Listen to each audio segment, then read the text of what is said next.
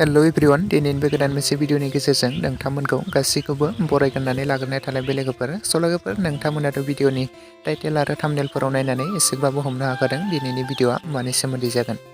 लोगोफोर दायो आं नोंथांमोननि सेराव लानानै फैदों अमा राजा एबा दशरथ बर'नि डाइरेक्टेड होनायाव दिहुनजानाय गोदानै आबुं मोनसे बर' सावथुननि सायाव आपडेट लानानै फैदों। लोगोफोर बे बर' सावथुननि टाइटेल आरो थाम्बनेलनि मुङानो जादों संदान। ओमफ्राय लोगोफोर बे संदान आबुं बर' सावथुनावनो गाहायै फाव खालामनायखौ नोंथांमोना नुनो मोन्दों दिनेश, अनसुमै, प्रिया, मेब्ला सिखारि आरो लोगोसे गोबांथार फाव खालामगिरिफोरा बे संदान आबुं बर' सावथुनाव फावखौ खालामदों लोगोफोर। आरो बे बर' सावथुननि स्क्रिप्टखौ लिरदों सोमदोन बिथांजों लोगोसे अमा राजा बिथांमोनानो।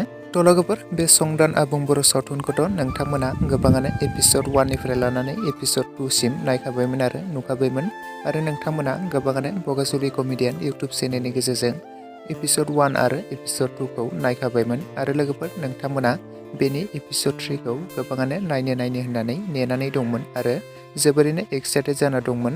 लोगोफोर बे संदान आबुं बर' सावथुननि एपिसड 3 खौबो फाइनालि मैयानो रिलिज खालामनानै होबाय दे लोगोफोर। जुदि दासिमाव नोंथांमोना नायालासिनो थादोंब्ला बयबो बगाजुलि कमेडियान इउटुब चेनेलनि गेजेरजों बयबो थांनानै नायहैनो हासिगोन लोगोफोर। आरो बयबो नायहैब्लानो जाबाय आरो बयबो नोंथांमोना नायनानै सापर्ट खालामहैब्लानो जाबाय लोगोफोर।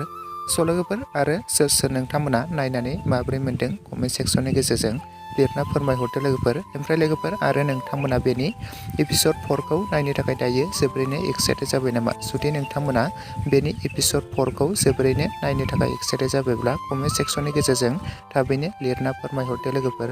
ओमफ्राय लोगोफोर बे एपिसड 4 खौबो थाबैनो बगाजुलि कमेडियान इउटुब चेनेलनि गेजेरजोंनो थाबैनो रिलिज खालामनानै होगोन लोगोफोर। नोंथांमोना बयबो नायनो थाखाय नेनानै थाथ'लायोब्लानो जाबाय।